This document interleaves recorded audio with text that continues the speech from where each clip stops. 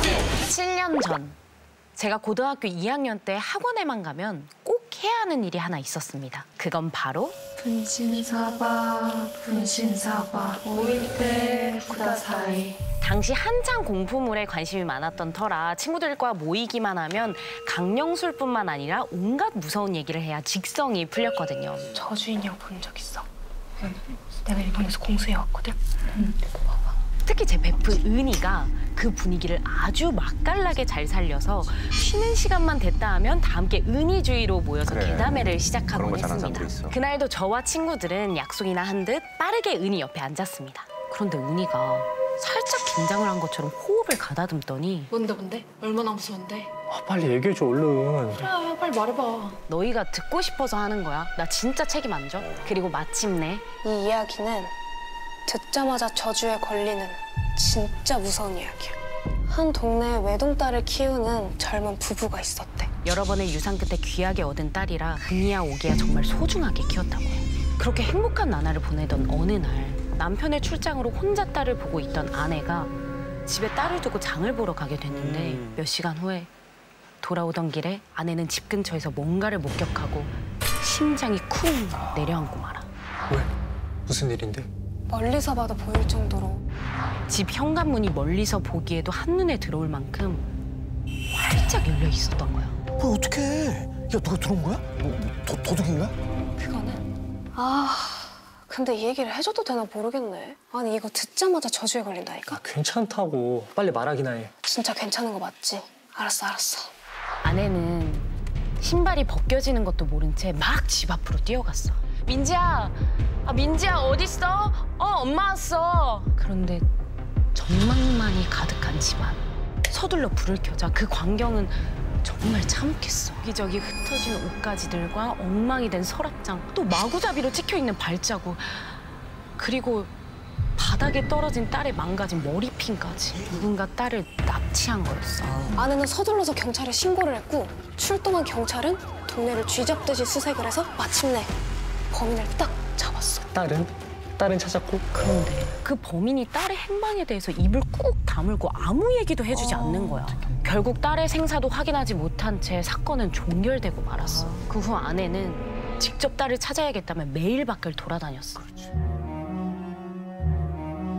여기저기 찢기고 상처가 가득한 피투성이 맨발로 말이야.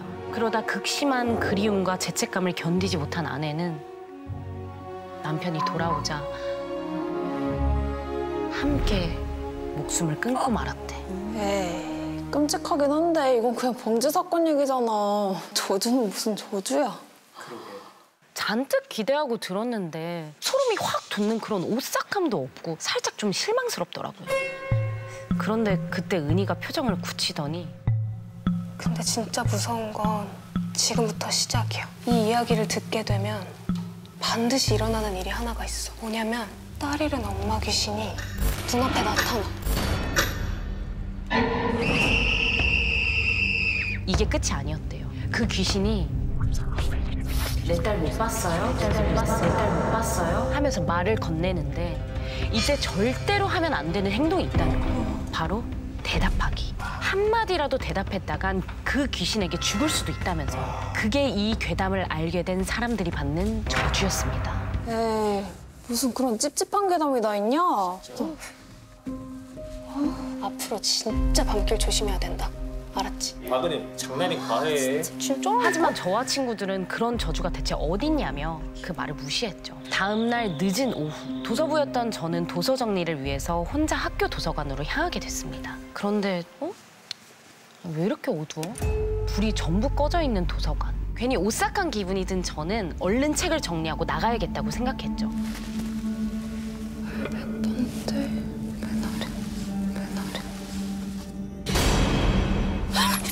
책장 너머로 누군가의 발이 보였습니다. 그런데요, 자세히 보니까 그 발 크고 작은 상처들이 가득해서 여기저기 피가 떡져 있는 맨발인 거예요. 맨발?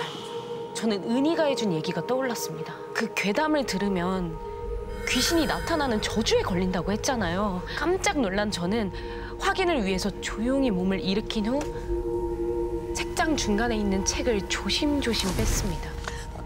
그곳에 서 있는 사람의 상체가 책 사이로 보이는데 그냥 평범한 분홍색 원피스에 가디건 차림인 겁니다. 그럼 그렇지. 아, 사람이잖아. 무시하고 책 정리를 계속하려는 그때 딸, 못 봤어요? 건너편에서 들려오는 음산한 목소리. 내 딸, 못 봤어요? 진짜 그 귀신이 찾아온 거야? 덜덜 떨리는 손으로 여자의 얼굴 쪽에 있는 책을 확 빼냈는데 감쪽같이 사라지고 없었습니다. 아, 다행이다.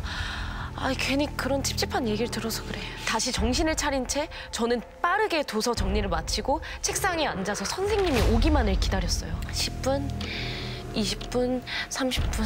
아니, 선생님이 오지 않자 잠시 눈을 붙이고 쉰다는 게 그만 엎드린 채 깜박 잠이 들고 말았습니다. 얼마나 잠이 들었을까. 학생 일어나봐. 경비 아저씨의 목소리더라고요. 얼마나 잔 건지 하며 일어서는 순간, 그런데요, 전신 거울에 보이는 제 뒤에 있는 사람, 경비 아저씨가 아닌 거예요. 학생 일어나라니까. 아까 봤던 분홍색 원피스를 입은 여자가 제 뒤에서 경비 아저씨 목소리를 흉내내고 있는 겁니다. 학생 일어나봐. 곧장 책상에 고개를 파묻었어요. 학생 일어나봐. 저는 그대로 비명을 지르며 그 도서관 출입구를 향해서 막 달리는데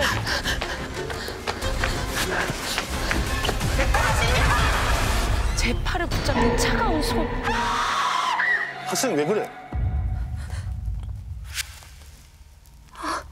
그건 진짜 경비 아저씨였습니다. 네, 아저씨.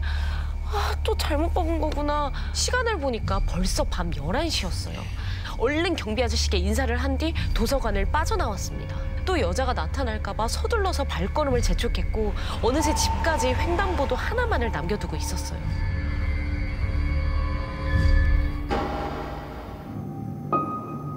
누군가 제 뒤에 바짝 붙어섰습니다. 본능적으로 그 여자라는 걸 직감했어요. 여기까지 절 쫓아서 찾아온 거예요.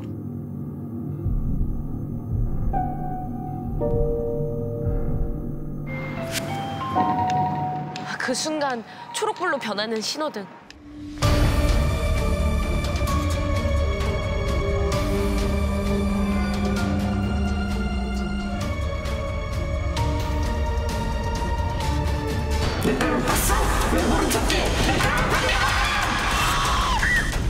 저는 그대로 정신을 잃고 쓰러졌습니다.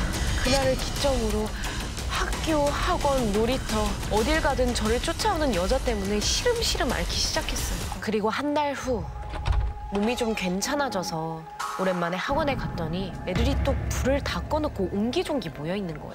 그리고 그 가운데는 은희가 괴담을 시작하려고 하고 있었습니다. 어느 동네에 외동딸을 키우는 한 부부가 있었어요.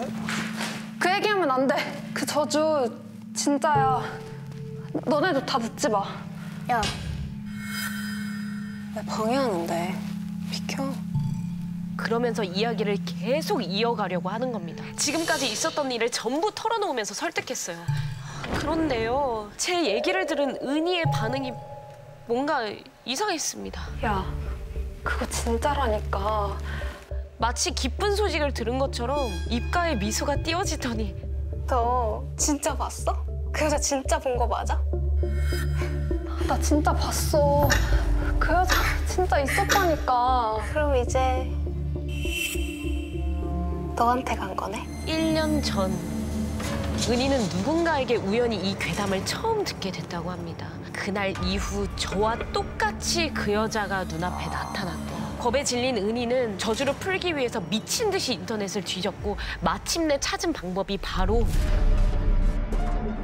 다른 사람에게 괴담을 전달하는 것이었어요.